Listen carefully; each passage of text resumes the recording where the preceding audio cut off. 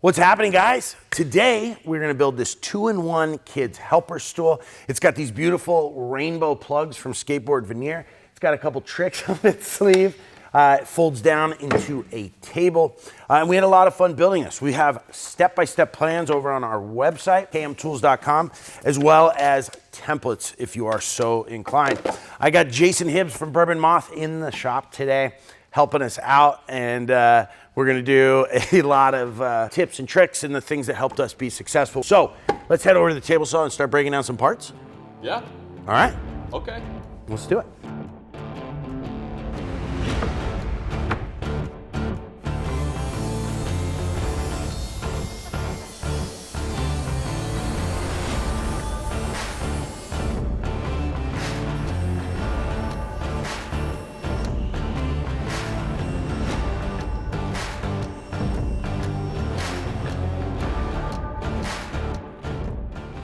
Okay, while Jason plays with the Tamar router jig, which we use to flush trim this. By the way, this is on pre-sale for our second production run. We're gonna be shipping those in just a couple weeks. I'm gonna link that down below, Tamar's website. This thing's pretty amazing, huh?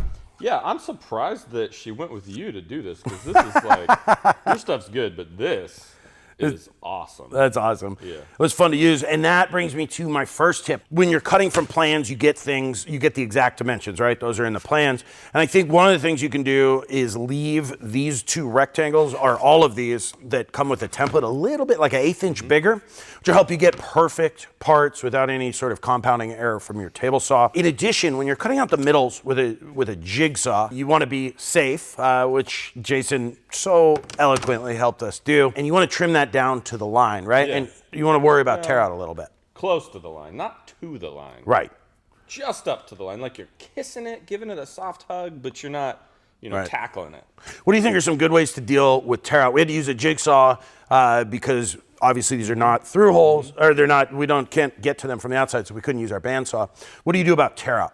Yeah, so with a normal jigsaw blade, it's either going to be upcut or downcut. So you're going to get tear out on one side or the other. They do make upcut, downcut jigsaw blades that helps with that. Or you can put some blue tape or some sort of sacrificial piece on the bottom if you're really worried about it. But the nice thing with flush cutting is usually the tear out's not a problem if you leave like an 1/8 of an inch, Right. just a little bit heavy, because then you get rid of all that once you come back and flush trim it. Right. Now, when we were flush trimming, you came up with like a pretty cool setup for flush trimming this. I really liked. I mean, originally you tried to set us up on the jankiest set of sawhorses I've ever seen in my life. I did.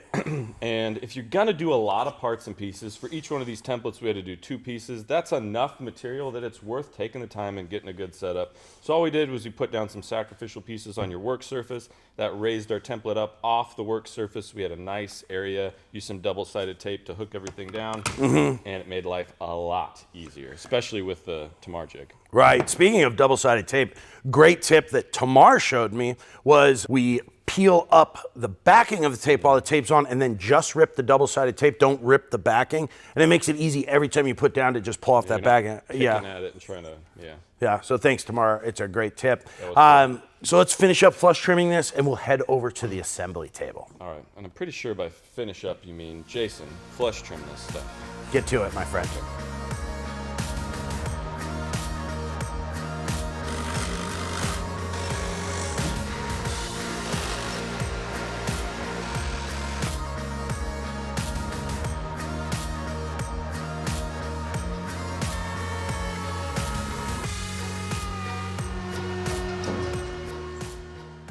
Got everything template routed. Jason's here now. He woke up a little bit late today, but we're getting back to it. You know, one thing that we realized yesterday that the templates didn't have that we needed was holes. We did all the layout holes for where you're gonna put your screws. Whose idea was it to put the holes in there? Who said, hey, this would be a good idea, we don't have holes in them? I just want your followers to know that it was me. I said. Listen, Jason has 1 or 2 good ideas every now and then. Like, I was trying to flush trim on a sawhorse like an idiot, and Jason set up this cool little jig over here, which made it much easier to do on the workbench. Well, and if you don't want to buy the templates and the plans and all that stuff, once we finish this one, I'm going to sell it on my Facebook marketplace, so look for that. There'll be one limited edition Bourbon Moth Katz-Moses stool. $1,500. All right, let's get to it. Okay.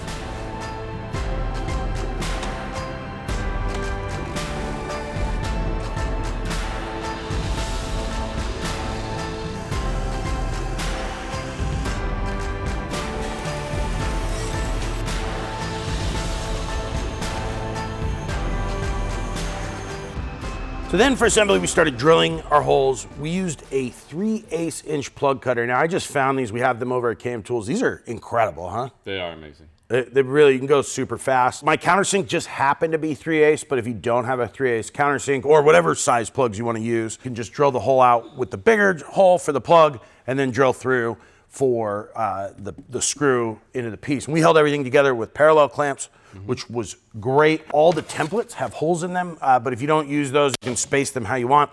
You came up with a great idea for the plugs. I wanted to do walnut, but you said it would be really cool if we had skateboard veneers, and I just happen to have a blank glued up. It might have been from a video I did with Ben Wobie. For a kid's stool, I think it makes sense. Oh, and it looks so cool. My daughter, I know she's gonna love those rainbows in there.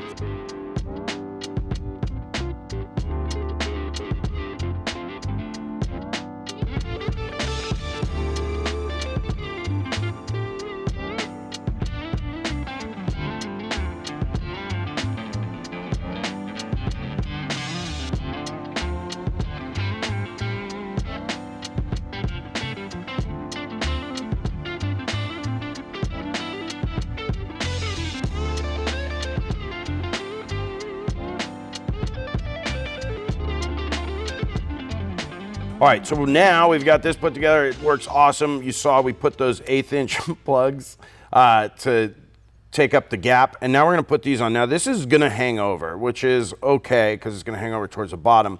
But what we lose is a screw hole. And so we're gonna add an extra hole here. So if you buy these off of Amazon, they're linked in the plans. Just drill an extra hole here, or you can order smaller ones. But these were the smallest ones I could find. So if you find smaller ones, let me know, I'll update the plans. But these are gonna work great.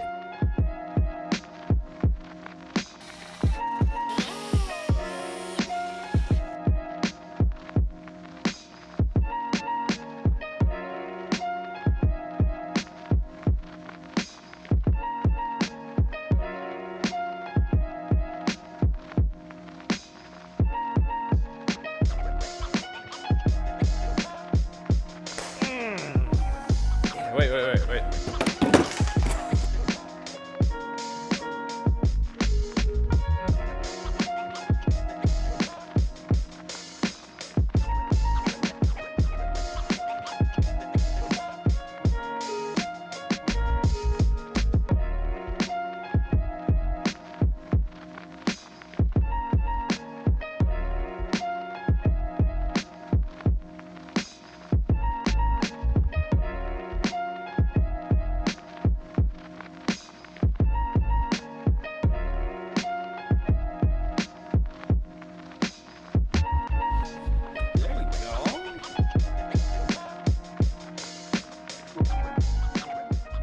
All right, this came out freaking amazing. It's so cool. My daughter's gonna love this, and I certainly. Wait, your daughter gets it?